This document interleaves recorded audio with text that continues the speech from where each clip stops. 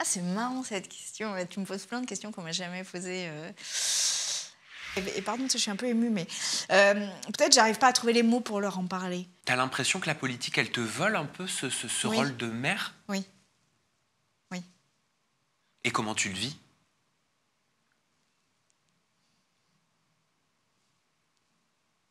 Des fois bien, des fois un peu moins bien. Ah bah oui, je suis woke. Ouais, je suis woke. Allez, je suis éveillée aux discriminations. Bah oui. J'ai posé sous une pancarte qui était dans une manif qui était marquée ta gueule, Sardou. Alors permettez que je dise ta gueule, Patrick Sébastien. J'ai le droit. Hanouna, c'est quelqu'un qui est capable d'humilier en plateau, qui est capable de faire... C'est quelqu'un qui est capable d'humilier ses chroniqueurs. C'est quelqu'un qui se pense dans la toute-puissance, tu vois.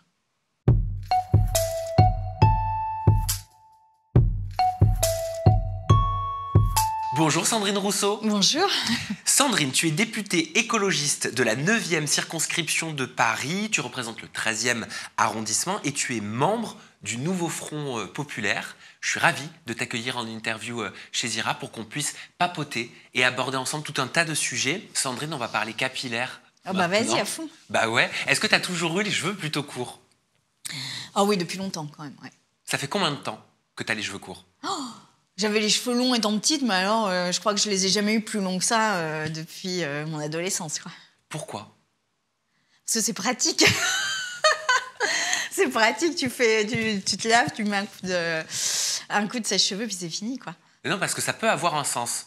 Notre coupe de cheveux, la façon dont on se voit, dont on se présente. J'aimerais te montrer un extrait vidéo, alors qui n'a rien à voir avec ton microcosme, puisqu'il s'agit d'une participante à un programme de télé de divertissement. Elle parle justement de la perception que les hommes et que les autres ont d'une femme en fonction de sa coupe de cheveux. Regarde. Ouais. Quand j'ai les cheveux courts, j'ai l'impression d'être beaucoup plus... Sûre de toi? Oui. Bah oui, en fait. Parce que je me dis qu'en fait, t'es obligé de t'accepter. T'as pas de cheveux. C'est toi et ton visage.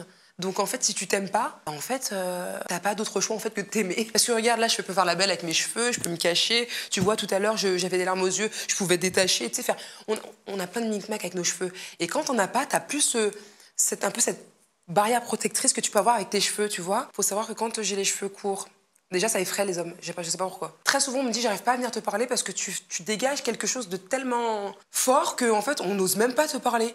Et quand j'ai les cheveux, bah, c'est tout l'inverse. Je fais plus petite fille, plus, tu vois, plus douce. Est-ce que c'est une façon de t'imposer dans ce milieu très, très viril, très macho qu'est la politique? C'est marrant que tu me poses cette question parce que je crois qu'on me l'a jamais posée. Alors oui, les cheveux sont politiques. Les cheveux sont politiques, profondément politiques. Je suis d'accord avec ce qu'elle dit. La perception qu'ont les personnes selon ta coupe de cheveux, ta couleur de cheveux aussi, change beaucoup. En tous les cas, je pense que pour moi, c'est une manière de dire je n'accepterai pas les codes que vous imposez aux femmes en politique. Tu vois, je pense qu'il y a de ça. Je n'accepterai pas ces codes. Et des femmes avec les cheveux blancs, alors maintenant il y a Elisabeth Borne, mais enfin, jusqu'à présent il n'y en avait pas beaucoup, tu vois. Et pour moi c'était très important de dire, j'ai mon âge, j'ai l'âge que j'ai 52 ans, bientôt 53. Et en fait, tu vois, je ne serai pas la belle sur ton affiche pour te valoriser toi. Je serais une vraie femme politique, avec une capacité de leadership, avec une capacité de combat, Et en fait, ce que tu penses de mon physique ne m'intéresse pas. Ça ne m'intéresse pas. Et ça, c'est un choix qui est assez radical en vrai, hein, parce que, tu vois, si on regarde un peu l'histoire des femmes en politique... Déjà, elles sont très commentées sur leur physique, sur leur coupe de cheveux, sur leur tenue, mais aussi elles sont, pour beaucoup d'entre elles dans l'histoire, rentrées dans soit une armure, c'est Angela Merkel ou Martine Aubry, tu vois, qui avaient des trucs très carrés comme ça, soit dans un jeu de séduction, Ségolène Royal par exemple, on se souvient de ça. Et elles ont toutes leurs bonnes raisons de l'avoir fait, et c'est très bien qu'elles l'aient fait comme elles l'ont fait, mais moi j'ai décidé de ne pas rentrer ni dans un cadre ni dans l'autre, c'est-à-dire je fais ce que je veux. Ça vous plaît pas, ça m'indiffère en fait. C'est une partie de la droite qui a tendance à penser que les femmes de gauche sont négligées. C'est ce qu'on entend souvent. Négligé au niveau des tenues, négligé au niveau du maquillage, peut-être parce que tu laisserais tes cheveux blancs et que tu n'irais pas chez le coiffeur les masquer. Est-ce que tu penses que l'accoutrement, le vêtement, l'apparence, elle doit avoir son apparence dans le milieu de la politique? Son importance, pardon. Alors, elle a son importance, mais il y a quelque chose qui est très frappant, qui est que les hommes n'ont pas de corps en politique. Ils n'ont pas de corps, ils n'ont pas d'habits, ils n'ont pas de cheveux. C'est-à-dire qu'en fait, il n'y a pas de débat autour des habits des hommes politiques, ou très exceptionnellement, parce que, en fait, ils sont tous en costume, de manière assez uniforme, donc tu as peu de diversité. Les hommes ne sont pas renvoyés à leur corps. On ne dit pas d'un homme qu'il est gros, par exemple, alors que regardez tout ce que se prennent les femmes politiques dès qu'elles ont un peu un corps avec un peu de matière, et on leur dit qu'elles sont grosses, tu vois, c'est très très courant. Mathilde Panot, par exemple. Mathilde Panot, elle s'en prend plein la tête avec ça. Elle s'en prend plein la tronche. Il y a des personnes qui la filment à son insu en train de manger, qui disent regardez, encore en train de manger des pâtes. C'est juste atroce. Oui, et puis des hommes gros en politique, t'en as plein, tu vois, et pour autant ça n'est pas un sujet politique. Donc en fait, tout ça pour dire que les femmes sont ramenées à leur corps, à leurs cheveux, à leur tenue, à leur machin, à leur truc, parce que en fait, c'est une manière de ne pas être en débat sur le fond intellectuel et politique avec elles. Et ça, pour moi, c'est vraiment le sexisme en politique. C'est-à-dire qu'on nous refuse, et alors moi je pense que c'est un bon exemple de ça, on nous refuse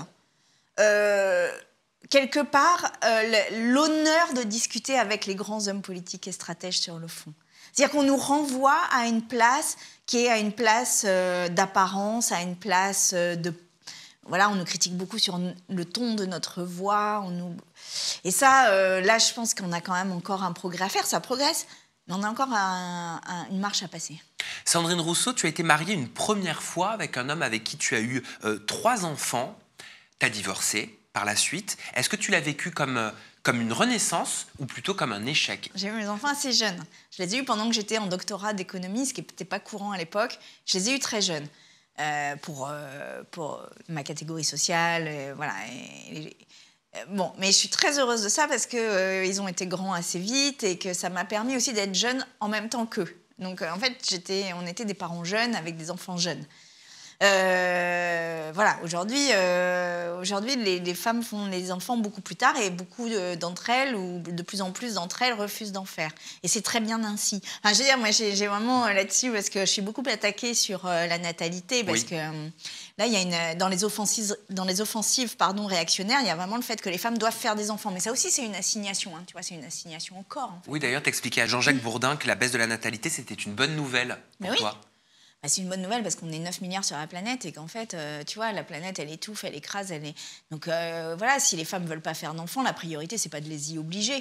Tu vois, si les femmes et les hommes ne veulent plus faire d'enfants, bah, la priorité, c'est pas de les obliger. Quelque part, c'est un choix qui est tout à fait respectable, comme d'en faire. Oui, parce que c'est vu par la nation comme un échec si la natalité baisse. Ben oui, mais ça, c'est le truc, c'est vraiment le truc de... Je sais pas comment le dire, mais les femmes sont des usines à mômes, quoi. Mais non, si elles veulent en faire, elles peuvent en faire et c'est très bien qu'elles en fassent. Et si elles veulent pas en faire, c'est très bien qu'elles en fassent pas et elles ont le droit de pas en faire. En fait, tu vois, il y a un truc où... il y a vraiment... moi, je voudrais qu'on arrête de regarder le corps des femmes comme un objet collectif. Tu vois ? Donc, collectif pour faire des enfants, pour la nation... collectif pour satisfaire le regard des hommes, collectif. En fait, notre corps nous appartient, on en fait ce qu'on en veut. Ce qu'on en veut. Si les femmes ne veulent pas faire d'enfants, eh bien, c'est très bien ainsi. Et vraiment, respectons ce choix. Et vraiment, il n'y a pas besoin d'enfants, là. Enfin, tu vois, et puis, même, je vais te dire, on serait 1 million, il n'y aurait pas besoin d'en faire davantage. En fait, c'est des choix individuels et moi, je suis très choquée par le fait qu'on essaye comme ça de... Parce qu'en plus, derrière, il y a un truc très raciste. On va se le poser quand même tranquillement. C'est que les femmes blanches, il faut qu'elles fassent des gosses. Mais les femmes noires ou les femmes africaines, il ne faut surtout pas qu'elles en fassent. Elles sont souvent d'ailleurs stigmatisées dans les discours, tu vois, de l'extrême droite, voire même du président de la République, qui avait eu une phrase absolument incroyable lors d'une conférence là-dessus, en disant que le problème du climat, c'était la natalité en Afrique. Donc, voilà. Donc, en fait, il y a un truc aussi très suprémaciste derrière ça, très lutte identitaire, tu vois. Et ça, moi, je veux absolument pas rentrer là-dedans. Avec du recul, Sandrine, est-ce que tu penses que c'était une bonne chose que tu aies eu tes enfants avant ta carrière politique? Ah, ça, je sais pas, parce que je pense qu'ils en ont souffert, hein, tu vois, un peu de la carrière politique. C'est pas facile d'être enfant de politique. Ils sont ados aujourd'hui. Ah bah, ils sont même plus qu'ados. La dernière, elle a 22 ans. Ah bah oui. Non, 21 ans. 21. Ah bah c'est une jeune adulte. Ouais. C'est une jeune adulte. Et aujourd'hui, tu vis en concubinage, c'est ça? C'est ce que tu disais? Oui, c'est ça, ouais. Voilà. Donc, vous êtes une famille recomposée parce que ton compagnon a aussi des enfants. Ouais. Est-ce que c'était évident, quand on est devenu Sandrine Rousseau, de rencontrer, de se laisser charmer, d'être dans la séduction? Ah, c'est marrant cette question. Tu me poses plein de questions qu'on m'a jamais posées. Non, c'est pas facile. C'est pas facile parce que je suis pas certaine que on me voit encore, on me voit, ou les hommes me voient comme une femme comme une autre, tu vois. C'est presque comme si la voix politique que je porte m'empêche d'être une femme dans l'intimité, tu vois, d'être une femme sexualisée, mais dans l'intimité, pas dans le débat politique. Je sais pas si je suis claire dans ce que je dis, mais tu vois, et c'est vrai que les rencontres, voilà, c'est pas de la même chose. Ouais, c'est pas la même chose, clairement. Ben oui, j'imagine, parce que tu as eu cette chance. C'est pour ça que je te posais la question. Tu as eu tes enfants, tu as eu ce premier mari, cette première histoire, avant toute cette carrière politique et médiatique. Mais après, et tu le vois, tu es très médiatisée aussi, et tu es la cible d'énormément d'attaques, de cyberharcèlement, de harcèlement. On en parlera certainement dans quelques instants. Je me posais la question quand j'ai écrit l'interview. Je me suis dit, comment on rencontre quelqu'un quand on est Sandrine Rousseau et que les médias nous attribuent cette image de femme aigrie, parfois même trop vindicative, méchante, qu'on veut tuer. Ouais, après, les gens qui me rencontrent, tous me disent, mais enfin, vous êtes très très loin de l'image qu'on donne de vous. Donc je pense que, enfin, les gens se rendent compte assez vite que je suis pas celle qu'on décrit, mais ouais, je pense qu'il y a aussi un truc un peu d'intimidation, quoi. C'est pas si simple que ça. C'est pas si simple. Bon, puis en plus, moi, qui revendique une sexualité très féministe, en plus, tu vois, je dis les femmes doivent prendre du plaisir, la sexualité des femmes doit être réappropriée par elles-mêmes, c'est-à-dire qu'elles doivent savoir ce qui leur donne du plaisir, ce qui leur donne pas du plaisir, elles doivent savoir dire non, elles doivent aussi savoir dire oui, c'est-à-dire oui, j'ai envie, oui, je veux, ou non, là, je ne veux pas, tu vois, c'est très important que les femmes puissent se verbaliser et dire, et assumer, en fait, leur désir, leur sexualité, leur sensualité, leur fantasme, enfin, tout ça. Donc, en fait, je comprends aussi que ça puisse être un peu angoissant, parce que c'est pas forcément encore... alors, dans la nouvelle génération, je pense que c'est beaucoup plus assumé, mais dans les anciennes générations, je pense qu'il y a encore pas mal de femmes qui font l'amour un peu par routine comme ça, et je pense même qu'il y en a beaucoup qui ne se sont jamais véritablement posé la question de leur plaisir. Qu'est-ce qui leur procure du plaisir? Ça, c'est une question vraiment, pour moi, très émancipatrice et très révolutionnaire pour les femmes. Très révolutionnaire. Et je pense que MeToo, on dit beaucoup de la révolution MeToo, que c'est une révolution de lutte contre les violences sexuelles, de lutte contre les hommes, mais je pense qu'on se trompe complètement. Moi, je pense que MeToo est une révolution sexuelle avant tout, c'est-à-dire une révolution où les femmes se réapproprient leur sexualité qui ne peut pas être prise par un homme contre leur consentement. C'est très important, tu vois.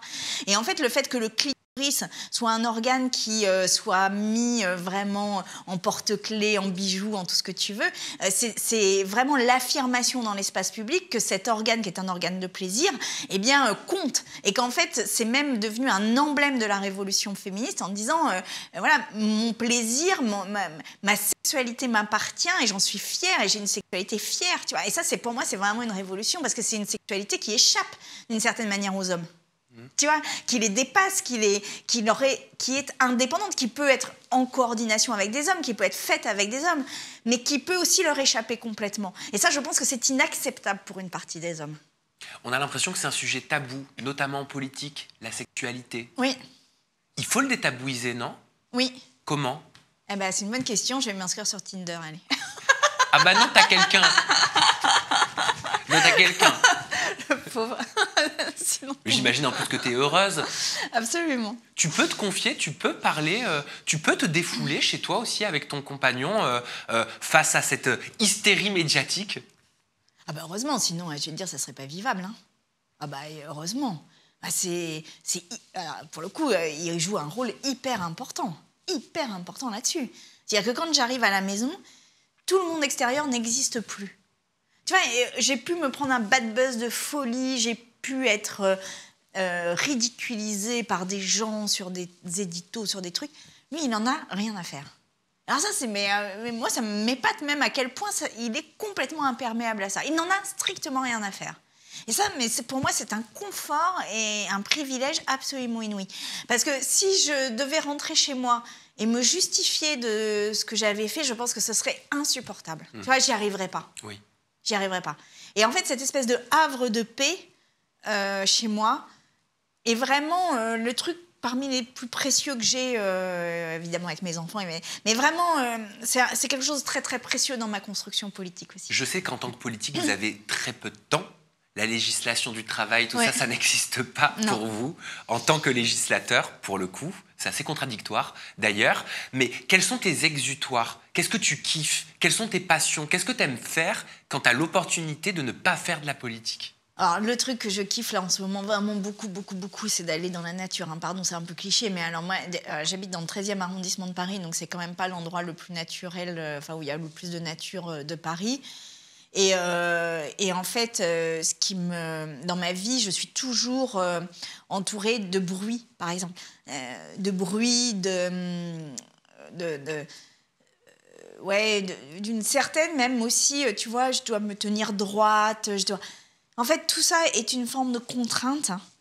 Et quand je suis dans la nature, et j'y arrive très peu, mais quand j'y arrive, c'est comme si je me relâchais et tout à coup, je perçois le bruit d'un oiseau. Et aujourd'hui, ça fait partie vraiment des choses qui me transforment. Tu vois, entendre le bruit d'un oiseau, le chant d'un oiseau, c'est quelque chose qui me touche à un point...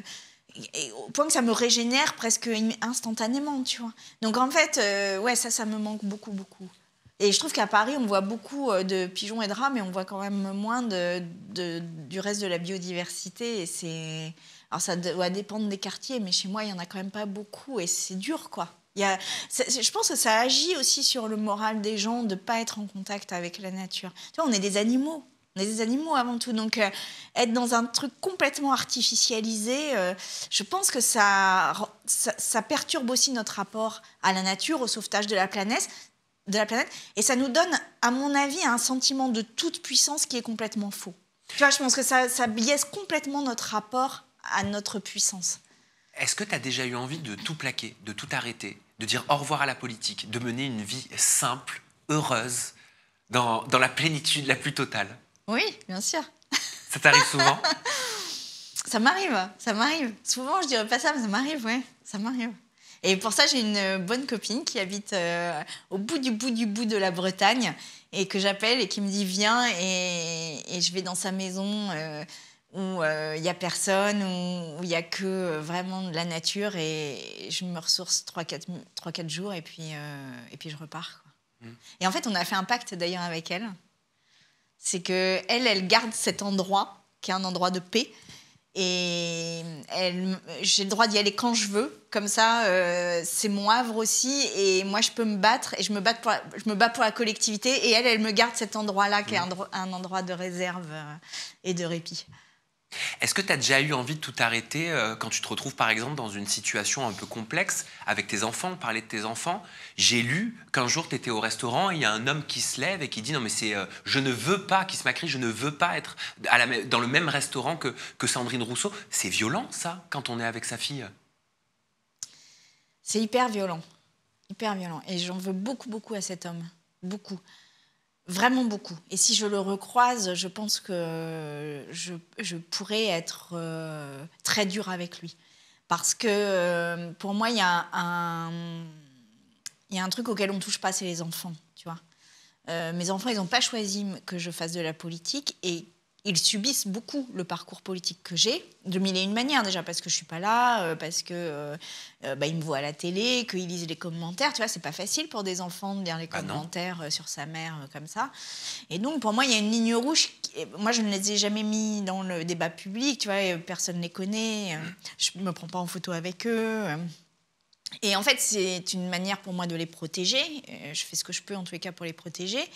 Et j'en veux beaucoup à un homme comme ça qui a décidé d'avoir cette agressivité en présence de ma fille. Et je trouve que voilà, il y a un moment où en fait on ne peut pas faire ça. C'est-à-dire qu'on peut m'attaquer moi sur mes idées. Voilà, bon, je sais à quoi je m'expose en étant politique.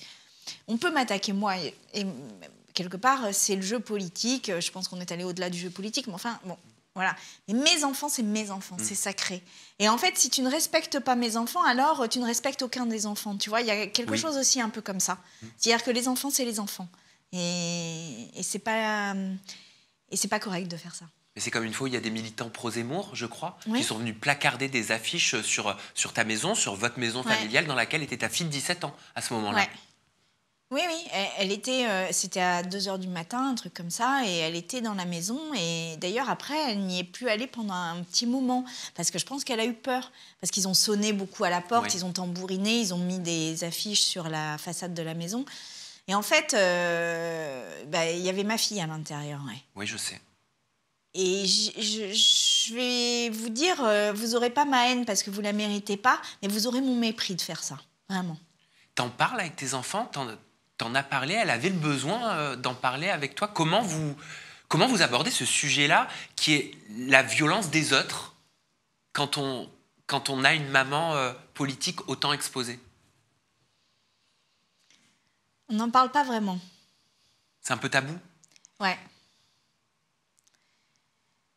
C'est dur, en fait, d'en parler. Parce que, déjà, je pense que ça peut être de nature à les inquiéter. Ouais. Et puis ensuite, eux, ils ont un rapport assez tripal et conflictuel avec ça, tu vois. À la fois, je pense que ils me le diront pas, mais je pense qu'ils ont quand même une forme de fierté des combats que je mène. Mais ils en ont aussi les conséquences. Ils en payent aussi les conséquences. Et je sais, par exemple, que des fois, même dans leur entourage, tu vois, en tous les cas, je sais qu'ils ne le disent pas. Tu vois, ils disent pas qu'ils sont mes enfants. Donc, des fois, par exemple, dans des réunions avec des copains, il y en a un qui arrive et puis qui dit « Ah, je supporte pas Sandrine Rousseau ». Bon, pour eux, c'est une mini-agression, en fait. Tu vois, c'est pas simple. Donc, c'est pour ça que... on n'en parle pas, on le gère de manière un peu intime, ce truc-là, chacun dans son coin, avec un peu de pudeur. Voilà, je ne sais pas si c'est bien ou pas. Peut-être que je devrais en parler. J'ai pas de certitude là-dessus, mais en tous les cas, je sais qu'ils sont très sensibles là-dessus. Et moi, j'ai pas la force d'avoir les mots juste pour leur en parler. Tu vois, parce que je gère aussi un peu comme je peux. Tu vois, je fais comme je peux. Tu fais de ton mieux. Moi-même, je fais comme je peux pour me préserver moi. Je fais moi-même. Et donc, peut-être j'arrive pas encore, et pardon, je suis un peu émue, mais peut-être j'arrive pas à trouver les mots pour leur en parler. Tu vois, peut-être moi-même, j'ai pas encore la distance vis-à-vis de ça qui me permet d'en parler correctement. Tu leur dirais quoi, simplement ? Je leur dirais déjà que je les aime et que si je le fais, c'est pour eux. Moi, c'est ça que je veux leur dire, c'est que c'est pour eux. En fait, moi, tu vois que la planète, elle déraille quelque part, ma vie. Bon, voilà, j'ai 53 ans, j'aurai sans doute une fin de vie qui sera moins drôle, mais bon, j'ai un confort matériel, tout ça. Mais moi, quand ils étaient petits, je leur lisais des histoires, je leur faisais des bisous, je les prenais dans mes bras, je les rassurais quand ils avaient mal. Et j'essayais de faire en sorte que ce soit des adultes, que ces enfants soient suffisamment en confiance et choyés pour que ce soit des adultes qui voient le monde et qui puissent s'épanouir dans le monde. Et là, c'est comme si mon action politique, c'était une manière de les border tu vois, de continuer à les border, à leur raconter des histoires dans l'oreille. Mais t'as peur qu'eux le voient pas comme ça tout le temps? Ah ouais, je pense, ouais. Tu penses que parfois ils peuvent t'en vouloir, même inconsciemment? Ah oui, bien sûr. Bien sûr. Oui, bien sûr. Beaucoup même, je pense. T'as l'impression que la politique, elle te vole un peu ce Oui. rôle de mère? Oui. Oui. Et comment tu le vis?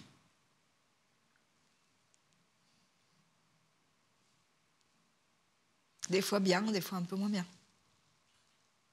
Oui, oui, je pense, oui. Je pense qu'il y a quelque chose qui n'est pas facile. Tu sais, regarde les femmes politiques mères, c'est compliqué, hein, tu vois. Jacinta Ardern en Nouvelle-Zélande.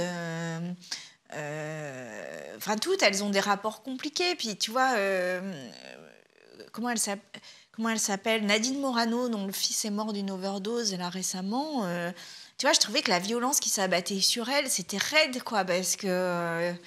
Enfin, quand ton enfant meurt et en plus d'une overdose, ça veut dire que tu vois, tu t'es battu quand même sans doute beaucoup auprès de lui pour essayer de faire en sorte qu'il aille mieux, etc. Et enfin, je trouvais que voilà, c'est comme si on n'était pas humain aux yeux des personnes, tu vois. Mais on reste des humains, on reste des... Enfin, tu vois, moi, je pense être très combative, je pense être extrêmement résistante à énormément de choses dans la vie politique et vraiment... Et je suis capable de sortir... je suis aussi capable de sortir les coups, tu vois, quand il faut les sortir et vraiment de mener la bataille. Et je pense que tout le monde est très conscient de ça, mais ça ne résume pas ma vie. Évidemment que j'ai une vie à côté, évidemment que j'ai des émotions, évidemment que j'ai des amours, évidemment que j'ai des peines, évidemment que j'ai des enfants, évidemment que j'ai des fragilités aussi, tu vois, c'est obligé en fait, c'est un truc. Et moi je pense que ça aussi, ça fait partie un peu de la révolution écoféministe, puisque tu me posais la question tout à l'heure, parce que tu vois, pour moi, un mec comme Macron,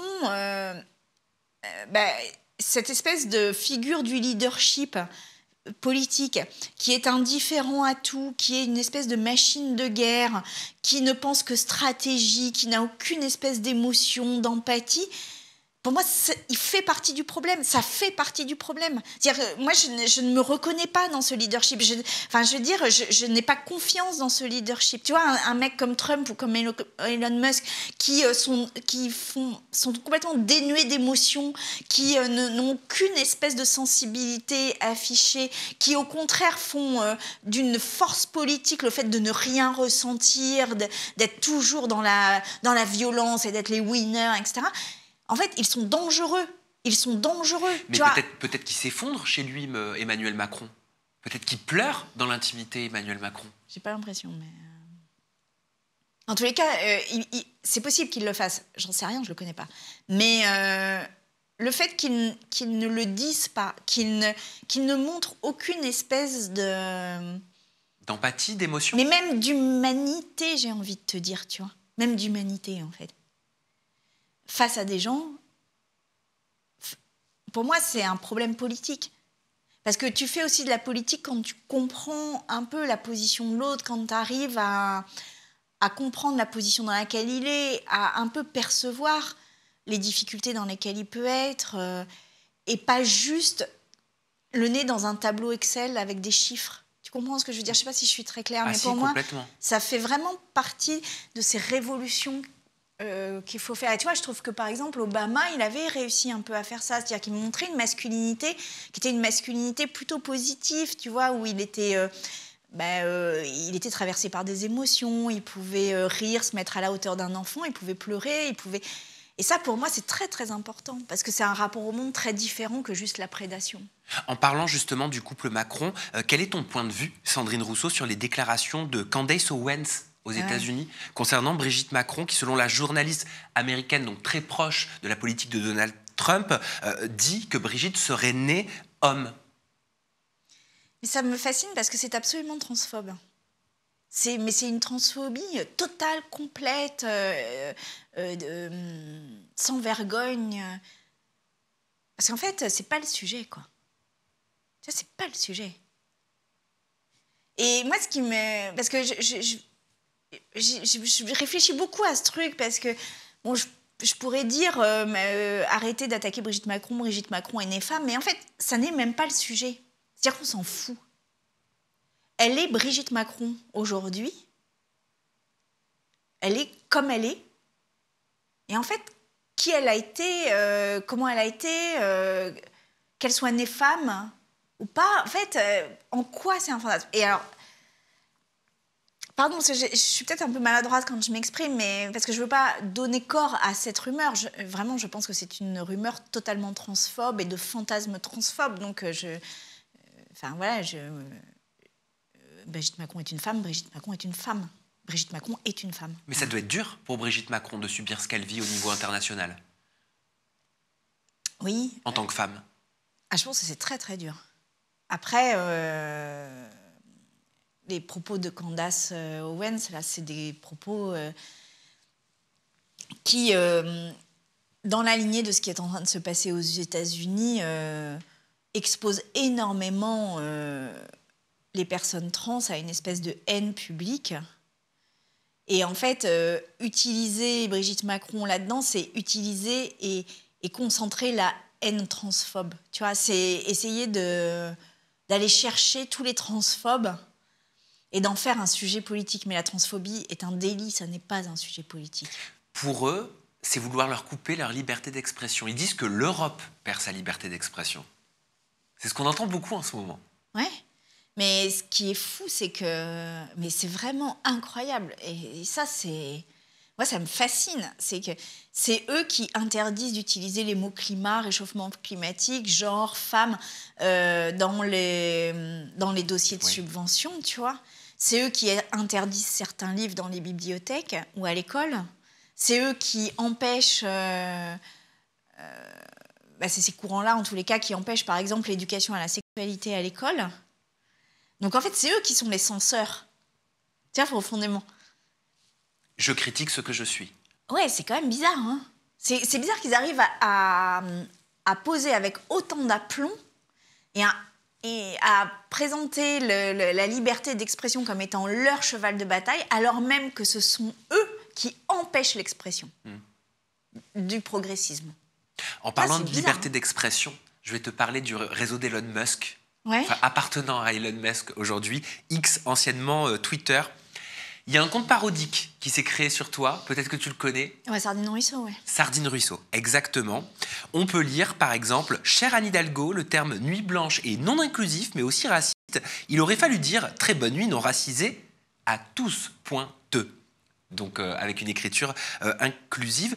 Est-ce que tu considères, Sandrine, que tu es la cible des anti-wokistes ? Ah oui, je pense qu'ils rêvent de moi la nuit. Hein. Ah oui, je pense qu'ils rêvent de moi la nuit. Hein. Enfin, je pense que j'habite dans leur tête, mais je vais même leur demander un loyer parce que je vais gagner de l'argent à force. Non, mais j'habite dans leur tête. Est-ce que tu considères être toi une wokiste ? Mais en fait, ce terme est devenu une insulte, donc... En fait, je ne sais pas trop quoi faire avec ce terme. Est-ce qu'il faut inverser le stigmate, tu vois, ce qu'ont beaucoup fait par exemple les mouvements militants féministes, les mouvements militants LGBT qui se sont beaucoup réappropriés le stigmate pour l'inverser et du coup en faire une force. Donc s'il faut faire ça, bah oui, je suis woke. Ouais, je suis woke. Allez, je suis éveillée aux discriminations, bah oui. Parce qu'en fait, les discriminations, c'est des délits. Ce sont des délits, donc je suis pour le respect de la loi. Donc oui. Après, est-ce qu'il faut rentrer dans ce jeu-là ? Parce qu'avant woke, il y avait islamo-gauchiste, avant islamo-gauchiste, il y avait d'autres trucs. Bon, c'est toujours compliqué, quoi. Il y a d'autres tweets qui sont parodiés. On peut lire aussi « J'ai rencontré Karim, un de mes anciens élèves de la FNAC de Lille. Karim avait un problème de drogue. Il s'en est sorti grâce à la religion. Karim a su mettre la charia avant la bœuf. » Est-ce que tu as l'impression d'être utilisé, détourné, parodié au travers de tweets racistes ? Alors, Sardine Ruisseau, moi, c'est pour ça que je suis vraiment très étonnée que ça soit pas davantage analysé, parce que Sardine Ruisseau, c'est un compte qui a très souvent des messages LGBT-phobes, racistes, antisémites aussi, oui. Et évidemment sexistes, et même validistes. Donc, en fait, c'est un tweet qui enfreint véritablement la loi régulièrement. Et surtout, c'est un tweet qui n'est ciblé que sur moi. Parce qu'en fait, de l'humour, on peut faire de l'humour, mais dans ces cas-là, il y a plein d'objets d'humour, tu vois. C'est pas une seule personne. Parce que quand c'est ciblé uniquement sur une personne, ça devient du harcèlement. Tu le vis comme tel ? Ah bah oui, forcément, c'est du harcèlement. Enfin, je veux dire, il n'y a pas tellement de doute, quoi. Et après... ce que je ne comprends pas, c'est qu'on ne saisisse pas, et particulièrement dans mon camp politique, à quel point ce type de compte participe de la bataille politique du camp conservateur, voire d'extrême droite. C'est-à-dire qu'il cible une femme ou une personnalité politique, mais c'est quand même souvent des femmes. Hein, tu vois, c'est souvent Hidalgo, c'est moi, c'est Panot. Tu vois, il y a beaucoup de femmes quand même dans celles qui ciblent. Et il tape, mais en fait pour nous décrédibiliser, pour nous affaiblir. Et je trouve qu'il n'y a pas tellement de solidarité à gauche là-dessus. Et c'est pour ça que moi j'essaye à chaque fois que je le vois, mais je ne vois pas tout le temps, mais à chaque fois que je le vois, de soutenir les personnes qui sont la cible de ce type de harcèlement, parce que je pense que dans notre bataille culturelle et dans notre bataille politique, nous devons être solidaires et nous devons faire prendre conscience aux gens qui peut-être n'en ont pas conscience que c'est une bataille politique qui est menée derrière de décrédibilisation de la parole des femmes. Comment tu les cultives, ces parodies ? Et je fais exprès de te tourner la question comme ça. Comment tu les cultives, ces moqueries, ces critiques lancées par tes détracteurs ? Comment tu les transformes ? Je sais pas, moi ça me fait... Enfin, je vais te dire, ça me fait vraiment sourire et rire parfois que j'habite autant dans leur tête, quoi. Tu vois, il y a des gens, ils m'écrivent, mais 4 fois par jour, quoi. Il y en a un, il m'a écrit près de 60 messages tous les jours pendant plusieurs mois. Quand j'ai écouté récemment un podcast sur le masculinisme à France Culture, je suis citée. Donc en fait, c'est comme si j'ai envie de leur dire, mais achetez-vous une life, quoi, get a life. Est-ce que c'est parce que tu suscites en fait des réactions fortes, qu'elles soient positives ou négatives ? Et on sait que les personnalités publiques ou politiques qui suscitent des réactions fortes, positives ou négatives, elles tendent à être fréquemment parodiées. Parce qu'en fait, elles ne laissent pas indifférent. Tu laisses pas indifférent, Sandrine Rousseau. Ça, je crois que je laisse pas indifférent. Hein. Ça, tu le sais. Même les barbecues, je les laisse plus indifférents. Non, je laisse pas indifférent, c'est sûr. Bah oui, c'est que je bouge quelque chose de très intime chez les gens, je pense, tu vois. C'est-à-dire, je vais chercher quelque chose. Et ça, je pense que... Tu déconstruis quelque chose. Ouais, je pense que on n'est pas nombreux, en tous les cas, dans le monde politique à faire ça. Je pense que je suis un peu la seule quand même à réussir à aller chercher des trucs qui sont en fait très intimes, dans la construction intime des gens, tu vois. Oui. Et du coup, à les questionner sur une construction sur laquelle ils ne s'étaient pas forcément questionnés. Et qui gêne. Et du coup, le premier réflexe, c'est de... Qui culpabilise, souvent. Qui culpabilise, peut-être, mais parce que, justement, ils n'ont pas réfléchi, tu vois. Donc, ils prennent ça comme une attaque. Oui, tu donnais l'exemple des barbecues. Il est intéressant, cet exemple, le barbecue, symbole de virilité. Comment t'en es arrivée, Sandrine Rousseau, à militer pour que manger une entrecôte cuite sur un barbecue ne soit plus un symbole de virilité ? Parce que j'avais vu qu'au début de la montée de Trump dans la vie politique, les Trumpistes se reconnaissaient par le fait de se prendre en photo devant un barbecue et une entrecôte. Et c'était que des mecs, tu vois, c'était exactement comme ça. Et après, les études sociologiques montrent que les hommes mangent 50% de plus de viande que les femmes. Donc c'est beaucoup, tu vois, c'est énorme. Oui. Et pourquoi ils en mangent plus ? Parce que historiquement, la viande a été présentée comme étant du muscle qu'on mangeait. Donc, d'une certaine manière, manger du muscle, c'est s'approprier du muscle. C'est manger du sang. Donc, tu vois, il y a quelque chose de très prédateur dans le truc. Donc, en fait, tu as une relation à la viande qui est une relation construite comme étant autour de la virilité, autour de la force, du danger, du sang, tu vois. Et donc... moi, ma question politique, c'est comment on fait pour diminuer la consommation de viande ? Parce que c'est un enjeu climatique, mais c'est aussi un enjeu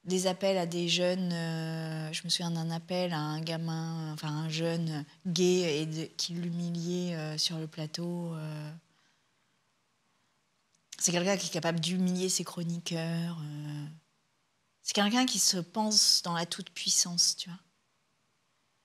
Et je pense que la démocratie, c'est absolument l'inverse de la toute-puissance. La démocratie, c'est le respect de l'altérité, de l'opposition, c'est le respect des institutions, de l'indépendance, c'est accepter un cadre. Et en fait, Hanouna, son objet principal, c'est de casser le cadre, tu vois, et d'être seul maître à bord et seul maître des lieux. Et en fait, ce serait vraiment une défaite de la démocratie de faire ça. La démocratie, c'est aussi le fait que tout un chacun puisse se présenter à une élection. Oui. Oui. Mais sur la base d'un programme, tu vois. Pas sur la base d'une personnalité faite comme ça à coup d'émissions.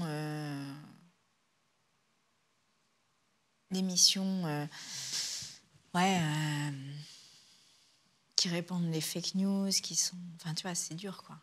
Pour terminer l'angle des animateurs, j'aimerais te parler de l'animateur Arthur, parce qu'on a appris récemment que le producteur et animateur poursuivait en justice l'eurodéputée LFI Rima Hassan. On l'a appris au travers d'un tweet. Oui, de Rima, qui a écrit « J'apprends qu'Arthur a déposé plainte contre Ilan Gabé et moi-même pour avoir relayé cette vidéo mise en ligne par le média féministe L'Effronté. Dénoncer les agissements choquants et problématiques d'une personnalité publique, c'est notre rôle à toutes et à tous. » Comment est-ce que tu perçois, Sandrine Rousseau, le rôle des élus comme Rima Hassan dans la dénonciation de comportements jugés problématiques de personnalités publiques à leur comportement datant d'émissions qui ont plus de 20 ans? On a un rôle aussi de leader d'opinion quand même, donc oui, il m'est arrivé évidemment de dénoncer des choses que je voyais évidemment, enfin c'est normal. En fait c'est normal. Alors, moi j'ai pas vu cette vidéo, j'avoue que ça me saoule un peu, donc j'ai pas regardé la vidéo, mais je devrais peut-être la regarder. Mais si je l'avais regardée, peut-être moi aussi je l'aurais relayée, tu vois. Parce qu'en fait, si tu vois une personne qui se comporte pas bien, bah, quelque part, c'est un peu normal que tu poses des mots dessus, quoi. Surtout qu'à chaque fois, c'est quand même aussi un message envoyé à des victimes potentielles qui aujourd'hui ne trouvent pas l'espace pour parler. Donc de leur dire, vous n'êtes pas toute seule, quoi. Même 20 ans après, est-ce qu'il faut faire le procès d'images qui datent de 20 ans? Mais moi, je trouve que ça, c'est un débat assez intéressant, tu vois. La personne qui était dans un jeu télévisé dont j'ai oublié le nom, qu'on appelait Pépita, et qui en fait était une femme noire... Pyramide. Et Pépita, c'était le surnom qu'on lui avait donné. Elle s'appelait pas comme ça. Et aujourd'hui, quand tu regardes ces images, bah, tu es quand même choquée de la manière dont ça se passait. Alors elle a dit qu'elle était bien traitée, et je respecte sa parole, mais la manière dont c'était présenté à la télévision était aujourd'hui, avec notre regard d'aujourd'hui, paraît quand même assez inacceptable. Et en fait, c'est important aussi de regarder l'évolution des choses et de pouvoir les dénoncer. Tu vois, ou de poser une parole politique dessus. C'est évidemment important. Mais après, c'est aussi important de rappeler quand est-ce que ça s'est passé, à quelle date. Parce que comme ça permet aussi de mettre en perspective. Tu vois, c'est pas la même chose si ça s'est passé hier ou si ça s'est passé il y a 20 ans. Sandrine, tu es députée donc, de la 9e circonscription de Paris, tu es dans le 13e arrondissement. Est-ce que c'est une bonne nouvelle qu'Anne Hidalgo ne se représente pas à la mairie de Paris? Oh, c'est dur ce que vous me demandez, parce que tu vois, Anne Hidalgo, elle est très très attaquée. Moi, je ne suis pas du même parti politique qu'elle, mais j'ai du respect pour ce qu'elle a fait. Voilà, après, j'ai des critiques sur ce qu'elle n'a pas fait, mais... Voilà, je n'ai pas envie de dire c'est une bonne nouvelle ou pas une bonne nouvelle. J'acte le fait qu'elle ne se représente pas. Et oui, on n'a pas toujours été dans le même camp politique, mais voilà, je respecte aussi ce qu'elle a fait en tant que femme politique. Rachida Dati, elle a annoncé qu'elle voulait sauver Paris. Ouais. C'est une sorte d'annonce, en fait, de candidature à la mairie de Paris, ça. Je crois qu'il n'y a pas tellement de doute sur le fait qu'elle sera candidate à la mairie de Paris. Ça pourrait être une bonne chose, Rachida Dati? C'est une femme de poigne. Oui, mais c'est pareil, j'ai pas tellement envie. Moi, après, c'est une adversaire politique, Rachida Dati. Après, c'est une femme voilà, qui a un parcours très singulier hein, dans le monde politique.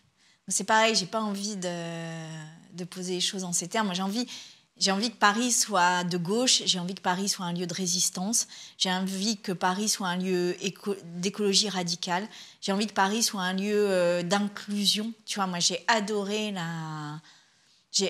la cérémonie d'ouverture des JO 2024. J'ai trouvé que c'était d'une audace par rapport à ce qui est en train de se passer dans le monde qui est incroyable. Et donc, j'ai envie que Paris reste ce lieu où cette place safe, quand même, ou plus safe peut-être qu'ailleurs, sur la lutte contre les discriminations, la manière dont on te regarde, tu vois, que voilà. Présente-toi. Si tu veux que ce soit un lieu d'écologie radicale, présente-toi, Sandrine Rousseau. Je suis députée, voilà, je suis députée et c'est pas... C'est pas l'ordre du jour, la mairie de Paris ? Mais tu vois, ça fait 3 ans que je suis députée. J'ai aussi un engagement un peu moral et éthique avec les personnes de ma circonscription. Je me suis engagée à porter leur voix à l'intérieur de l'Assemblée nationale. Et être aussi ouverte en politique, c'est accepter qu'il y ait d'autres personnes qui puissent prendre des leaderships, tu vois, que tout ne repose pas sur une seule personne. Donc voilà, il y a des candidatures très bien au sein d'Europe Écologie Les Verts, enfin au sein des écologistes. Et il y en a plein de différentes d'ailleurs, et ça va être très intéressant, je pense, la primaire en interne, parce que ça va montrer des visages différents. Et quelle que soit la personne qui sera reçue, désignée, ce sera une personne qui portera un discours différent. Donc ça sera intéressant à voir, et évidemment, je la soutiendrai. Évidemment, je serai dans cette campagne, j'y serai. Mais ton avis m'intéresse, pour le coup. Est-ce que tu trouves que c'est une bonne chose, les 30 km/h dans un maximum de zones dans Paris ? Est-ce que tu trouves que c'est une bonne chose de limiter de cette façon-là l'accès, de tenter de limiter l'accès aux voitures, d'empêcher à des voitures d'entrer dans certains arrondissements ? Est-ce que ça ne crée pas plus d'embouteillages ? Tu vois, quand tu regardes les Champs-Élysées à Paris, dont on dit que c'est la plus belle avenue du monde, enfin, je veux dire, c'est une avenue qui, pour moi, est défigurée par la voiture. Aujourd'hui, c'est plus l'image de... C'est plus ça. C'est plus ça. Et par contre, alors qu'il y a des parcs, je trouve que la nature n'est pas encore suffisamment présente. Et puis après, tu as des choses aussi très concrètes dans Paris. C'est que, tu vois, moi, je trouve que les volets, par exemple, voilà, il y a plein d'immeubles parisiens où tu n'as pas de volets. Bah, quand il fait chaud, il fait trop chaud, du coup, dans les appartements, c'est une question de bien vivre. Tu as plein de gens qui partent pas en vacances à Paris. Donc, alors, il y a plein de choses qui sont faites, mais tu vois, comment tu fais de cette ville, non pas une ville pour les riches, mais une ville de vie quotidienne, de résistance et de bonheur. En fait, c'est ça. Et si on arrive à faire ça, on aura réussi à changer Paris. Concernant Magali Berda, tu as tweeté il y a quelques mois, c'était un procès important contre le cyberharcèlement. Il a abouti à des peines importantes qui marquent un tournant dans la lutte contre le cyberharcèlement.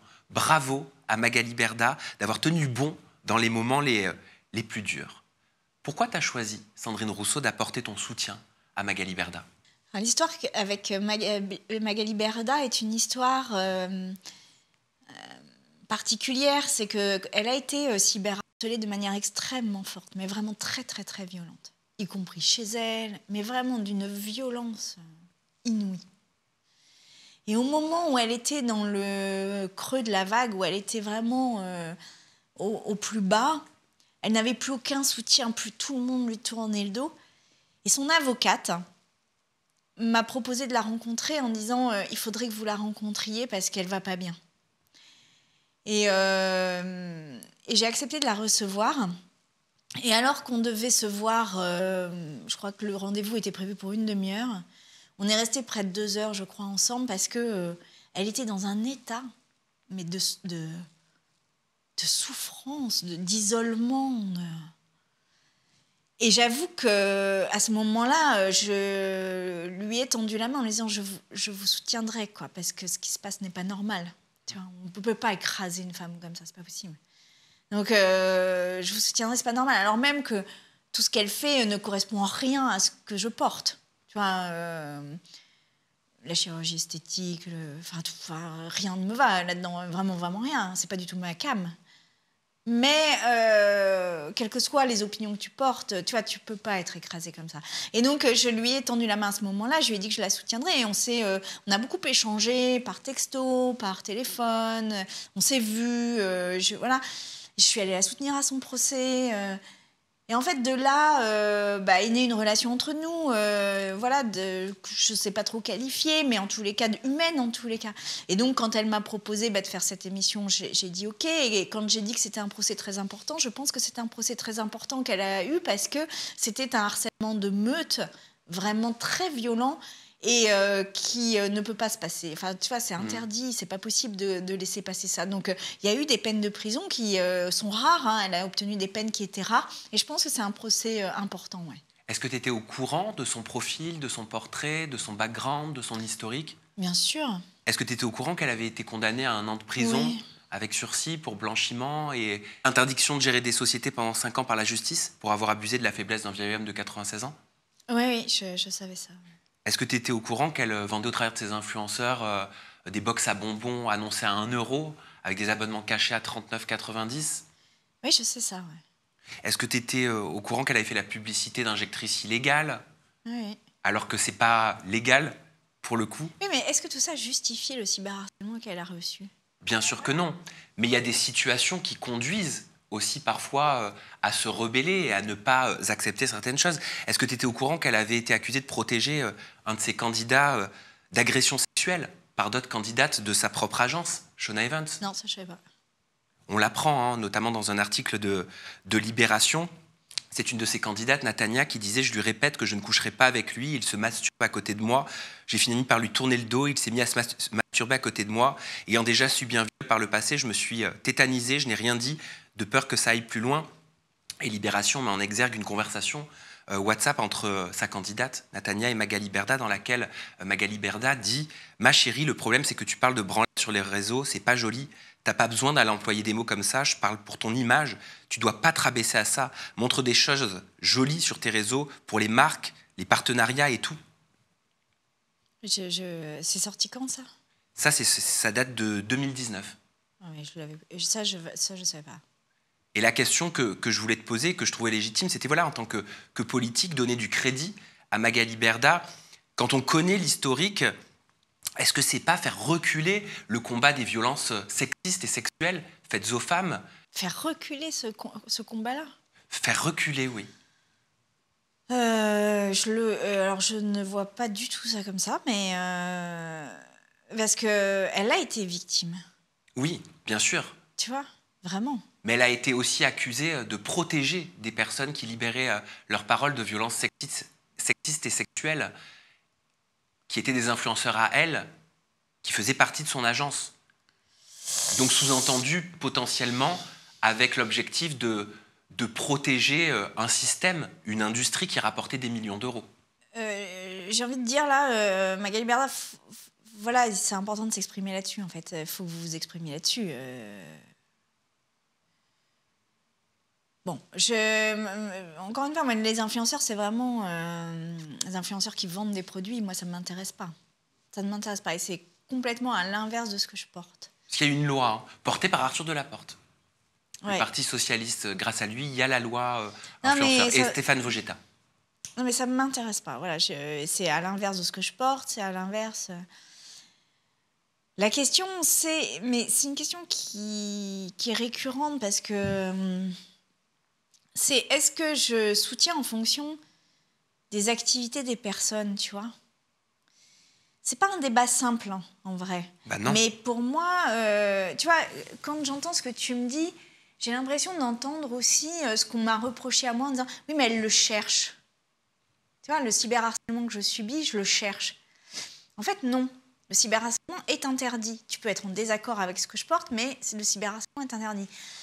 Le truc de Magali Berda, c'est que si elle fait des choses interdites, il faut que ça passe par la loi. Mais pour autant, il n'y a pas de justice par le cyberharcèlement. Ça n'existe pas. Je suis totalement d'accord. C'est une forme, pour ma part, que je n'utilise pas. Je préfère poser des questions, je préfère réfléchir, raisonner. Je sais par exemple que la forme de Booba, elle a été extrêmement critiquée. et la forme utilisée par le rappeur Booba pour dénoncer ce qu'il estimait être des pratiques douteuses ou frauduleuses dans une industrie du placement de produits, moi je le condamne totalement. C'est pas du tout ma forme à moi. Mais la question que j'ai, c'est est-ce que tu peux comprendre que certains puissent voir des actions extrêmes qu'a pu avoir le rappeur Booba qu'on conduit sur une loi influenceur, etc., comme des écolos peuvent voir les actions d'un Paul Watson en faveur des baleines, qui pourtant va aller à l'encontre des règles et des lois internationales, mais va quand même tout faire pour les protéger. Mais les écologistes ne harcèlent pas... Enfin, tu vois, ne harcèlent pas. C'est-à-dire que les écologistes soutiennent Paul Watson. Moi, je suis prête à soutenir, et d'ailleurs, j'ai soutenu Arthur Delaporte et sa loi, et je soutiens. Enfin, tu vois, il n'y a pas de problème. Et le cyberharcèlement d'une personne, jusqu'à des menaces chez elle et tout, ça n'est pas possible, quel que soit le conflit que l'on peut avoir. Quel que soit le conflit que l'on peut avoir avec la personne. Et c'est ça qu'il faut, je trouve, démêler dans la pelote actuelle, parce qu'on mélange tout. C'est-à-dire que dire le combat de Booba sur les influenceurs, quelque part, c'est une forme qu'il a prise de faire du cyberharcèlement. Je réponds non. On peut avoir un combat contre les pratiques frauduleuses. Et d'ailleurs, nous, en tant que députés, on est très souvent sollicités et on fait passer plein de trucs comme ça, mais sans le cyberharcèlement. Tu vois, il peut avoir une dénonciation. En plus, Booba, il a une parole publique qui lui permet de poser les choses de manière très claire et de dire ça n'est pas possible. Pour autant, ne pas aller sur du cyberharcèlement. C'est pas pareil. Ce sont deux choses différentes. Beaucoup confondent, j'ai l'impression. Et c'est ça qu'il faut démêler dans la période actuelle, parce que sinon, il y a trop de confusion. Et en fait, le cyberharcèlement, c'est une manière de se faire justice soi-même. Donc en fait, le cyberharcèlement, clairement, il dessert la cause, potentiellement, qui est noble. Absolument. Pour moi, absolument. Et c'est, encore une fois, c'est interdit par la loi. Tu as toi-même dénoncé des agressions sexistes et sexuelles. Tu en as fait un véritable cheval de bataille. Bien sûr. L'affaire Beaupin, oui. On s'en souvient, tu étais peut-être la première politique qui a été au centre même d'une enquête, du premier MeToo politique. Oui, alors après, il y avait eu l'affaire DSK avant, mais nous, on était numéro 2. Enfin, moi, j'étais numéro 2 du parti au moment où j'ai dénoncé. Et on était 14 femmes en situation de pouvoir. Oui, ça ne s'était jamais produit avant. Quelque chose de cet ordre ne s'était jamais produit avant. Et pourtant, c'est vous qui avez été traîné devant la justice et qui était sur le banc des accusés. Ouais. Oui. C'était quoi? C'était une façon de vous impressionner, d'essayer de vous réduire à nouveau au silence, de vous faire peur? C'est une manière de faire taire les femmes, surtout, tu vois, parce que tout ça coûte de l'argent, tu dois payer des avocats, ça prend beaucoup de stress et de charge mentale. Ça génère aussi beaucoup de peur d'être attaqué en diffamation, parce que tu te souviens plus exactement de ce que tu as dit, tu vois, et puis, il peut y avoir des amendes qui sont très lourdes. Donc, en fait, tout ça est une forme d'intimidation et une manière de faire peur aux femmes qui parlent. Et c'est un message collectif, je pense, envoyer, plus qu'un message individuel. Est-ce que tu peux un jour faire ton deuil véritablement, Sandrine Rousseau, de toute cette affaire, de ces gestes que tu as subis, que tu as vécus? Ou est-ce que tu sens que tu es encore vulnérable par rapport à cette affaire? Moi, je t'ai vu pleurer en commission... Non, c'était pas en commission d'enquête, mais quand tu t'exprimais sur le MeToo dans le cinéma. Ouais. Et l'affaire Godrèche. Ouais. Comme si c'était hier. Ouais. Ça, c'est un truc que je pense n'est pas très bien compris à l'extérieur, mais en fait, ces choses-là, quand on en reparle, elles reviennent comme si le temps n'était pas passé dessus. Ça ne passe pas. Tu vois, il y a quelque chose de l'ordre d'une blessure qui ne se referme jamais complètement. Elle est moins douloureuse, tu vois. Je peux pas dire que j'en souffre, mais quand on appuie dessus, immédiatement, tu sais, mais ça arrive quand on s'est fait mal quelque part et que des fois tu réappuies dessus et ça te fait pas mal la plupart du temps, puis tu réappuies dessus et ça te fait mal. C'est exactement la même chose. C'est exactement la même chose. C'est une blessure psychique, je pense. Tu vois. Voilà. Et ça fait aussi partie des choses pour lesquelles je me bats, c'est que je trouve qu'on considère beaucoup les femmes qui parlent comme des espèces de manipulatrices cyniques et qui mènent, et qui veulent détruire. Mais en fait, les femmes qui prennent la parole sont des femmes avant tout qui ont été blessées, tu vois. Et ça, tant qu'on ne posera pas ça, on ne comprendra pas ce qui se passe derrière le combat sur les violences sexuelles. Et puis, c'est un combat contre la domination. C'est un combat contre la domination. Au nom de quoi certains dominent les autres? Tu vois, il y a un moment où il faut le poser, ça n'est pas possible, ça n'est pas un projet de société qui est de la domination. Nous naissons libres et égaux en droit. Sandrine Rousseau, pour terminer cette interview, je te propose un petit question cash, réponse cash. Vas-y. C'est du tac au tac, ok? Quelle est ta plus grande fierté professionnelle? D'avoir été, par exemple, la première à avoir mis à disposition des protections périodiques dans les universités françaises. Enfin, c'était à l'université de Lille, mais j'étais la première université en Europe à le faire. Ouais. Quel est ton plus grand regret professionnel? C'est difficile de le dire comme ça. Je ne sais pas, d'avoir parlé foot dans mes cours d'économie. Parce que j'en parlais très mal. Quel est ton passe-temps quand tu es loin de la politique? La nature, voilà. Mais aussi des séries Netflix. Enfin, je ne vais pas non plus faire... Qu'est-ce que tu cuisines le plus souvent? Je cuisine énormément dès que je peux et plein de choses différentes. Quelle est la personnalité politique de droite que tu préfères? C'est dur. Moi, j'ai un petit truc avec Rachida Dati. Bon, c'est horrible parce qu'en plus, elle est impliquée dans beaucoup d'affaires, etc. Mais voilà, je pense que c'est pas une femme comme les autres. Boit-on trop d'alcool à la buvette de l'Assemblée nationale? On boit trop d'alcool chez les députés, oui, ça je pense. Après, je sais pas si c'est à la buvette ou ailleurs, mais oui. Mais c'est pas. Je voudrais juste dire que c'est pas une raison pour culpabiliser les députés. C'est-à-dire qu'en fait, c'est aussi parce qu'on a un rythme de vie et parce qu'on a une hygiène de vie et parce que, les gens se dévouent aussi à leur mandat, que du coup, il faut qu'ils aient des espaces comme ça où ils lâchent prise. Et en fait, l'alcool est une manière de lâcher prise. Et donc, moi, je pense qu'on devrait avoir un vrai débat sur qu'est-ce qu'être bien en politique, qu'est-ce que bien faire son mandat, quel est le bon équilibre de vie qu'on doit trouver pour les personnes qui représentent le peuple, parce que c'est un sujet démocratique. Et enfin, les œuvres d'art contemporaines des Macron à l'Élysée, est-ce qu'elles sont à ton goût? Alors, j'en ai pas vu beaucoup, mais j'ai vu notamment la Marianne, là, comment elle s'appelle. Oui, moi j'aime bien l'art contemporain. Donc, c'est sympa. Ouais. Sandrine Rousseau, on te retrouve sur les réseaux sociaux, au-delà de ta circonscription. Ton compte Instagram, c'est Sandre Rousseau. Ouais. Il y a toujours un compte X. Oui, parce que si je le supprime, on peut reprendre cette identité. Donc, je ne veux pas que quelqu'un s'en empare. Tu as bien raison. C'est Sandre Rousseau également. Blue Sky, j'imagine que c'est la même chose. Sandre Rousseau, il n'y a pas de TikTok, je n'ai pas trouvé. Ah, si, il paraît qu'il y a un TikTok. Mais moi, j'y arrive pas trop sur TikTok. Bon, on va le faire apparaître, de toute façon. Mais je vais t'apprendre à faire des TikTok. Je vais te montrer. Sandrine Rousseau, merci pour cette riche interview. C'était un long entretien, mais que j'ai trouvé hyper intéressante et hyper inspirante. Vraiment. Merci beaucoup. Et puis, continue. Merci beaucoup. Merci à vous. Le monde plus intelligent. Merci à vous de nous regarder. On se retrouve très bientôt avec une nouvelle interview chez Zira. Prenez soin de vous et des gens que vous aimez. Bye bye.